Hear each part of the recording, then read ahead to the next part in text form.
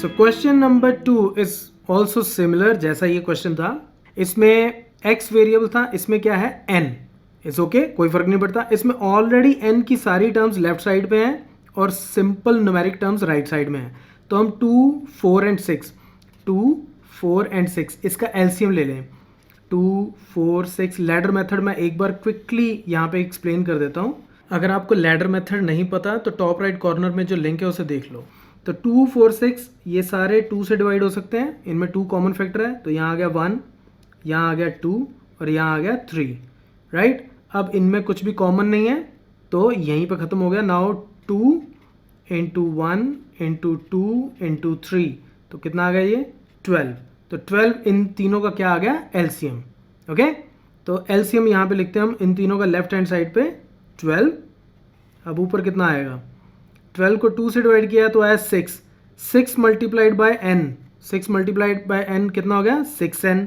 इसको मैं 6n लिखूं या 6 इंटू n लिखूं ये एक ही बात होती है। ओके, माइनस, ये माइनस साइन यहाँ आ गया।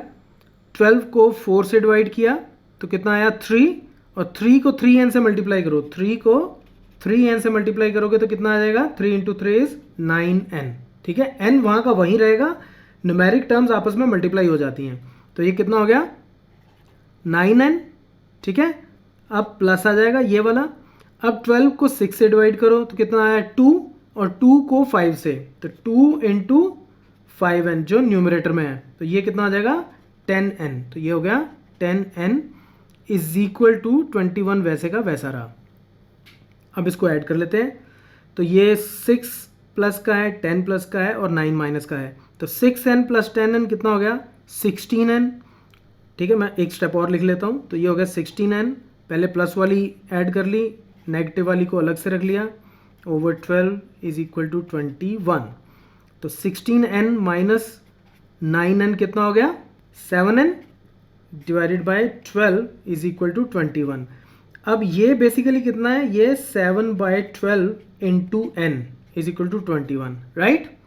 तो अब हम ये कर सकते हैं कि n सिर्फ इधर रहे, तो 7/12 जब उधर जाएगा तो वो उल्टा हो जाएगा। ठीक है, यानी कि इधर 7/12 जो मल्टीप्लाई हो रहा है उधर जाके वो डिवाइड करेगा, तो डिवाइड जब करेगा तो वो कितना हो जाएगा 21 मल्टीप्लाइड बाय 12/7। अब इसको काटो तो ये हो गया 3, तो n मेरा कितना आ गया यहाँ पे, n is 36 and that's your answer. अब क्वेश्चन नंबर 3 सॉल्व करते हैं। क्वेश्चन नंबर 3 देखने में लगता है कि काफ़ी बड़ा है, but it is very very simple. तो सबसे पहला काम, और वो क्या है कि x की जितनी भी टर्म्स हैं उनको लेफ्ट हैंड साइड पे ले जाओ। ओके, तो ये हो गई x। दूसरी क्या है, ये ऑलरेडी इधर ही है, -8x डिवाइडेड बाय 3, और ये -5x/2 इसको इधर ले गए तो ये प्लस की हो जाएगी, जो इधर माइनस की है जब इक्वालिटी के उस साइड पे जाएगी तो वो प्लस की हो जाएगी, is equal to 17/6 already right side पे है तो इसको यहीं रहने दो, +7 लेफ्ट हैंड साइड पे थी, जब राइट हैंड साइड पे की तो क्या आ जाएगी -7। ठीक है, तो बेसिकली हमने क्या किया, x की सारी टर्म्स हमने लेफ्ट हैंड साइड पे कर दी और सिंपल न्यूमेरिक टर्म्स जो हैं वो हमने राइट हैंड साइड पे कर दी। अब ये x को हम x/1 भी लिख सकते हैं, है ना।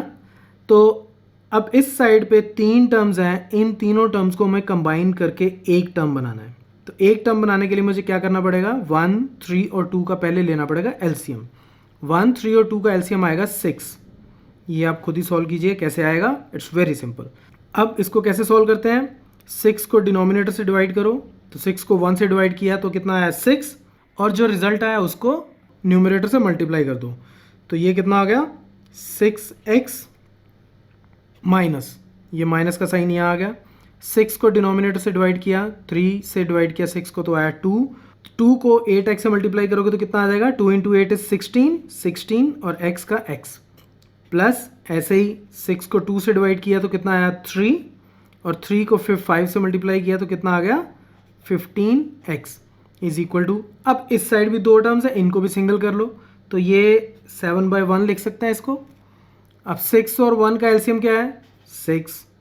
अब जब इसको सॉल्व करेंगे तो 6 को 6 से डिवाइड करेंगे तो आएगा 1, और उस 1 को इससे मल्टीप्लाई किया तो 17 इंटू 1 इज 17 माइनस 6 को 1 से डिवाइड किया तो कितना आया 6 और उस 6 को बाद में 7 से मल्टीप्लाई करो तो कितना आ जाएगा 7 इंटू 6 इज 42। ओके नाउ अब हम इसमें से प्लस वाली टर्म्स को ऐड कर लें तो 6x प्लस 15x कितना हो गया 21x minus 16x over 6 is equal to तो ये 17 माइनस 42 तो 42 माइनस का बड़ा है उसमें से 17 माइनस किए तो कितना आ गया माइनस 25 डिवाइडेड बाय 6। ठीक है अब 21x में से 16x जब माइनस करोगे तो कितना आएगा 5x divided by 6 is equal to minus 25 divided by 6। अब ये कितना है एक्चुअली ये कितना है ये है 5/6 multiplied by x is equal to minus 25/6। तो 5/6 उधर जाके क्या आ जाएगा 6/5 दिस इम्प्लाइज x कितना हो गया मेरा माइनस 25/6 इंटू 6/5।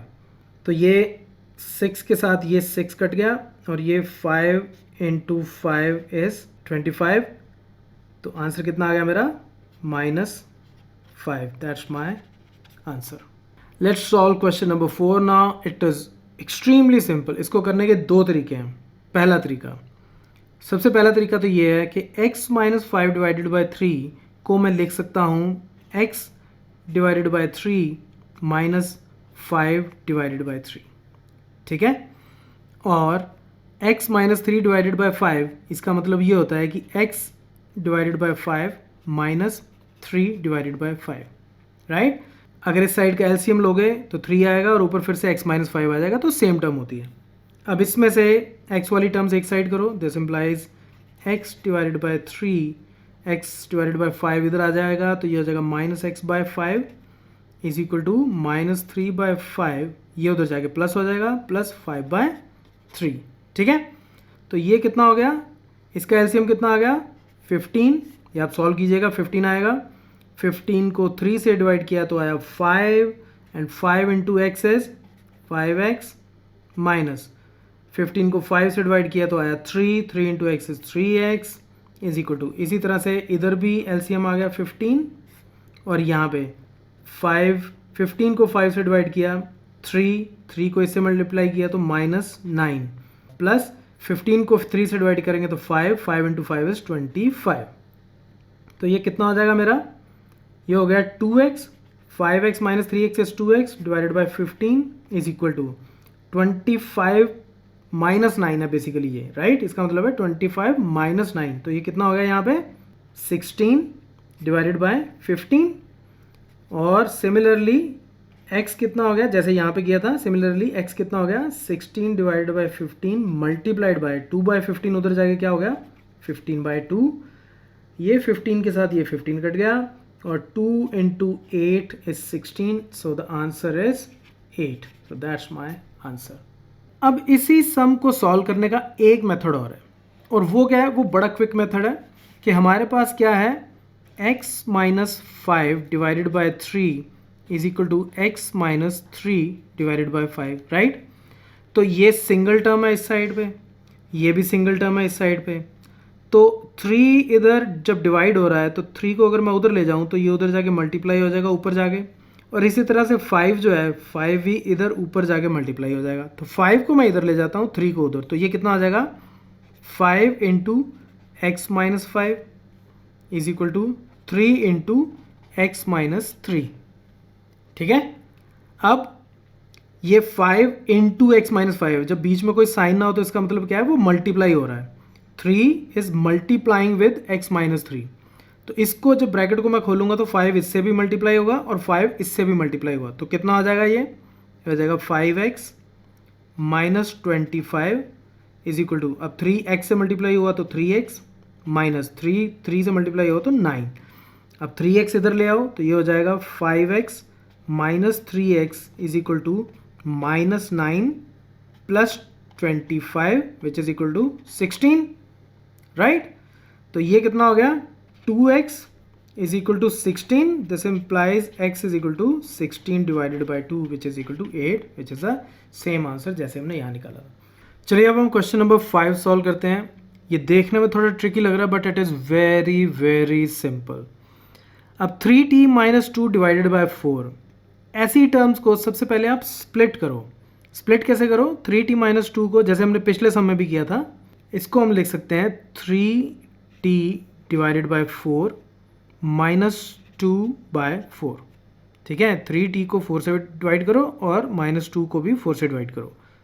माइनस, अब यहाँ पे थोड़ा सा ट्रिकी है, ये बेसिकली 2t प्लस 3 जो है ये इस तरह से होता है। इसका बेसिकली मतलब ये है minus 2t plus 3 divided by 3 का मतलब ये है कि ये माइनस जो है ये पूरे ही टर्म के साथ है। तो अगर मैं इसको ब्रैकेट लगाऊं और इसको भी इसी तरह से स्प्लिट करूं तो ये हो जाएगा माइनस और अंदर हो जाएगा 2t divided by 3 plus 3 by 3। ठीक है, अब अगर मैं ब्रैकेट को ओपन करूं तो ये बेसिकली माइनस का मतलब क्या है? इसका मतलब -1 multiply by 2t divided by 3 plus 3 by 3। तो इसका मतलब बेसिकली ये होता है, माइनस का मतलब ये होता है कि बाहर -1 मल्टीप्लाई हो रहा है इनके साथ। अब जब मैं ब्रैकेट खोलूंगा तो -1 से मल्टीप्लाई करूंगा तो -1 इंटू दिस क्या हो जाएगा? -2t डिवाइडेड बाय 3 और -1 को जब मैं इससे मल्टीप्लाई करूंगा तो माइनस इंटू प्लस ये भी हो जाएगा -3 बाय 3। Getting my point? तो इसको जब मैं ओपन करूंगा तो ये क्या बन जाएगा? -2t डिवाइडेड बाय 3 और ये माइनस ये प्लस तो ये भी माइनस हो गया, -3 by 3 is equal to 2 by 3 minus T. I hope आपको ये बात समझ में आई। अगर नहीं समझ में आई तो एक बार ये सेक्शन दोबारा देख लेना जो मैंने अभी एक्सप्लेन किया। अब फिर से वही बात, अब t इसमें हमारा वेरिएबल है तो t सारा उठा के लेफ्ट साइड में कर दो तो ये कितना हो जाएगा?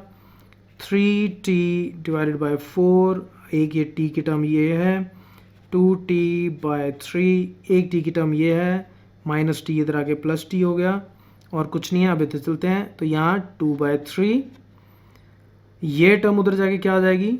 +2 बाय 4 और ये टर्म उधर जाके क्या हो जाएगी? +3 बाय 3 क्योंकि ये इधर माइनस की थी। अब इसको t बाय 1 लिख सकते हैं तो फिर से हम इसका एलसीएम निकालते हैं। 4, 3, 1 का एलसीएम कितना हो गया? 12। अब यहाँ मैं क्विकली सॉल्व कर रहा हूँ क्योंकि इस तरह की काफ़ी चीज़ें हम पहले कर चुके हैं। आई होप आपको अब समझ में आ चुका होगा। तो 12 divided by 4 is 3, 3 into 3t is 9t आ गया यहाँ पे, माइनस ये माइनस यहाँ, 12 को 3 से डिवाइड किया 4, 4 into 2t is 8t plus यहाँ पे आ जाएगा 12t इज इक्वल टू, अब ये कितना है? इसको थोड़ा और सिंप्लीफाई कर लेते हैं, 2 बाय 3 प्लस ये हो गया 1 by 2, 2 by 4 is 1 by 2 plus ये कितना है? 1, 3 बाय 3 इज 1। अब ये कितना बन गया मेरा? 9t plus 12t is 21t, 21t में से 8t माइनस किए तो कितना आ गया? 13t divided by 12 is equal to, अब 3, 2 और ये 1 है, इसका एलसीएम लिया तो कितना आ गया? 6। यहाँ बनेगा मेरे पास 4 प्लस यहाँ आएगा मेरे पास 3 प्लस यहाँ आएगा मेरे पास 6 which is equal to 13 divided by 6। ठीक है, अब t को इधर रखते हैं और इसको उधर ले जाते हैं तो ये 13 बाय 6 मल्टीप्लाइड बाय क्या हो गया? ये 13 बाय 12 था, उधर जाके हो गया 12 बाय 13, 13 के साथ 13 कट गया, 6 इंटू 2 तो t is equal to 2 is the answer.